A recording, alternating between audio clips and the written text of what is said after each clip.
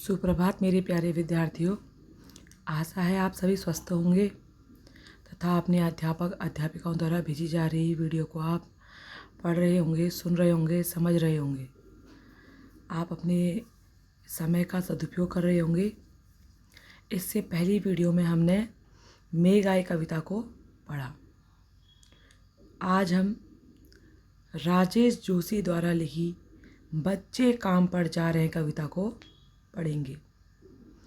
आपने देखा होगा कई सारे होटलों, रेस्टोरेंट में और चाय की दुकानों पर, ठेलों पर और अन्य कई सारी खदानों में छोटे छोटे बच्चे काम कर रहे होते हैं, जिनकी उम्र और शारीरिक क्षमता बहुत कम होती है।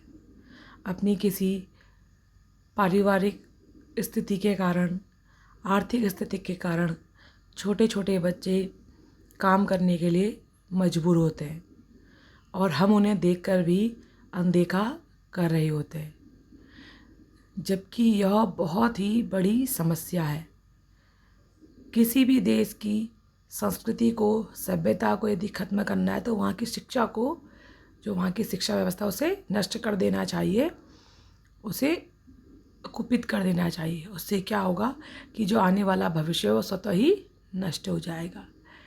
इसलिए सरकार ने उन बच्चों को देखकर, जो बच्चे स्कूल नहीं जा पा रहे हैं, विद्या नहीं प्राप्त कर पा रहे हैं, मजबूर है काम के लिए, उनके लिए ही सरकार ने मौलिक शिक्षा के अधिकार को मौलिक अधिकारों में रखा, जिसमें 4 साल से बड़े जो बच्चे हैं, यानी 5 वर्ष से 14 वर्ष की आयु के लिए स्कूली शिक्षा जो है, विद्यालय शिक्षा जो है, निःशुल्क कर दी है।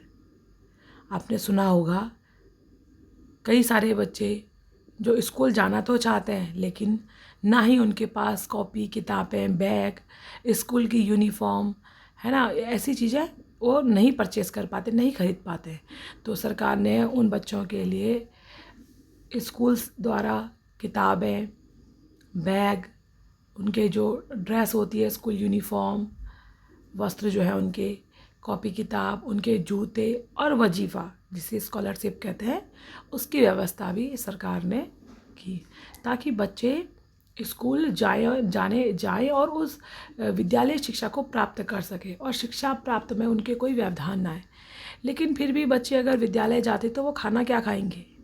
इसलिए सरकार ने उनके लिए मिड डे मील, मध्याह्न भोजन की भी व्यवस्था करी। स्कूल से बच्चों को भोजन, ताकि जो बच्चे विद्यालय में आ रहे हैं वो भूखे ना जाएं, उनके शरीर को भी स्वस्थ किया जा सके। तो राजेश जोशी द्वारा लिखित हम बच्चे जा रहे कविता को आज पढ़ेंगे।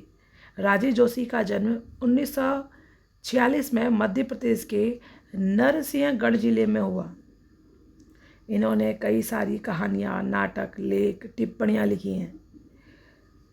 कई सारे इन्होंने अनुवाद भी किए हैं, ट्रांसलेशन भी किया है इन्होंने।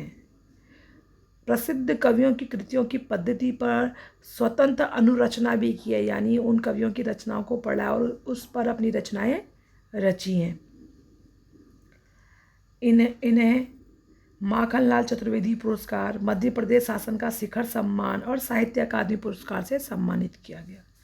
इनके जो प्रमुख काव्य संग्रह हैं वो है एक दिन बोलेंगे पेड़, मिट्टी का चेहरा, नेपथ्य की हंसी और 2 पंक्तियों के बीच। इनकी भाषा सरल और सहज है। इन्होंने अपनी जो कविताएं हैं उनको स्थानीय बोली में, और उसमें कुछ उर्दू के शब्द भी देखे जा सकते हैं। तो आज हम कविता पढ़ेंगे बच्चे काम पर जा रहे हैं। जैसा कि आप चित्र में देख रहे हैं, इसमें कुछ बच्चे दिखाए गए हैं जिनके हाथों में ईंट है, रेता, बजरी, मिट्टी है ना, जो क्या कर रहे हैं, शायद रोड बनाने में या किसी के गृह निर्माण में, यानी घर को बनाने में वहाँ जो है काम कर रहे हों। देखिए, बच्चे काम पर जा रहे हैं। कोहरे से ढकी सड़क पर बच्चे काम पर जा रहे हैं। सुबह सुबह बच्चे काम पर जा रहे हैं। हमारे समय की सबसे भयानक पंक्ति है यह।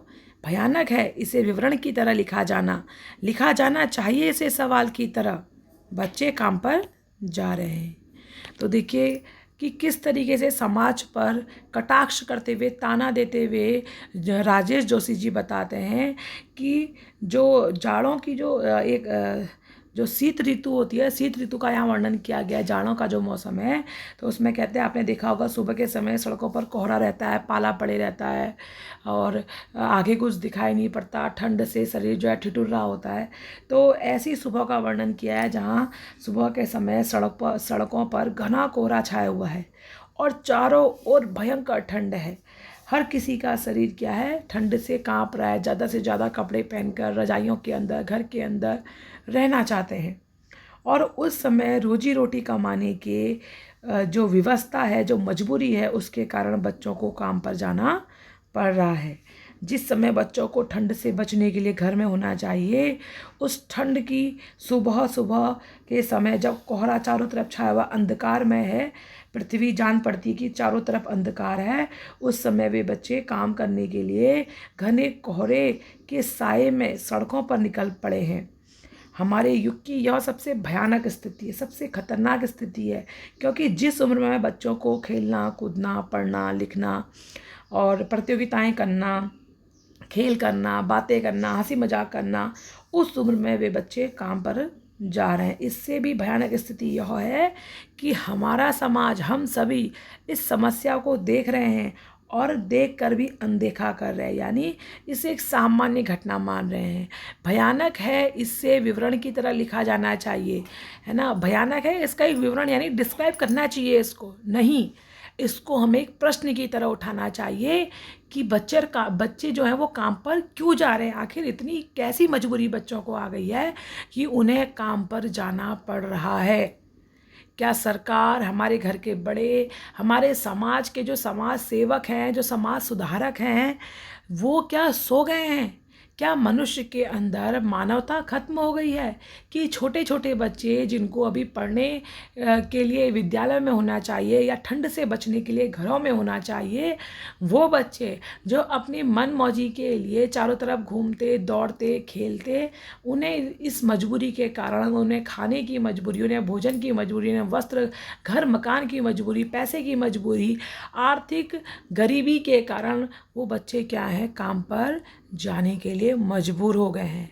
तो हमें इस ओर ध्यान देना चाहिए कि आखिर बच्चे काम पर क्यों जा रहे हैं, क्योंकि अक्सर काम पर घर का जो मुखिया होता है, घर के जो बड़े व्यक्ति होते हैं, जो वयस्क होते हैं, वो काम पर जाते हैं और कमाकर अपने परिवार का पालन पोषण करते हैं।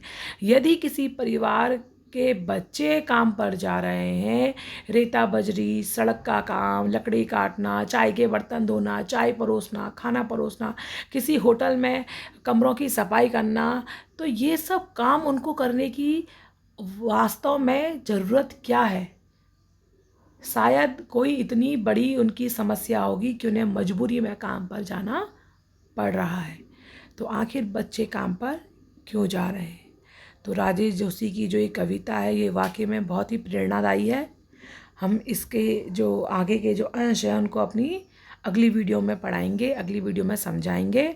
आप इस कविता को पढ़ें, राजेश जोशी जी के भावों को आप समझें, और आप लोगों को जो शिक्षा प्राप्त करने का ये अवसर मिला है, आपके माता पिता इतनी परेशानियों से, कठिनाइयों से, इतनी मेहनत करके जो पैसा कमा रहे हैं और आपको शिक्षा के लिए विद्यालय भेज रहे हैं, आपको प्रतियोगिताओं के लिए आगे भेज रहे हैं, तो आपने इस मौके का, इस अवसर का सदुपयोग कर वास्तव में जीवन में वो लक्ष्य प्राप्त करना है, सफलता के वो आयाम प्राप्त करने हैं कि हर माता पिता, हर शिक्षक और समाज आपको देखकर गर्वित हो सके। ठीक है बेटा, धन्यवाद। आपका दिन मंगलमय हो।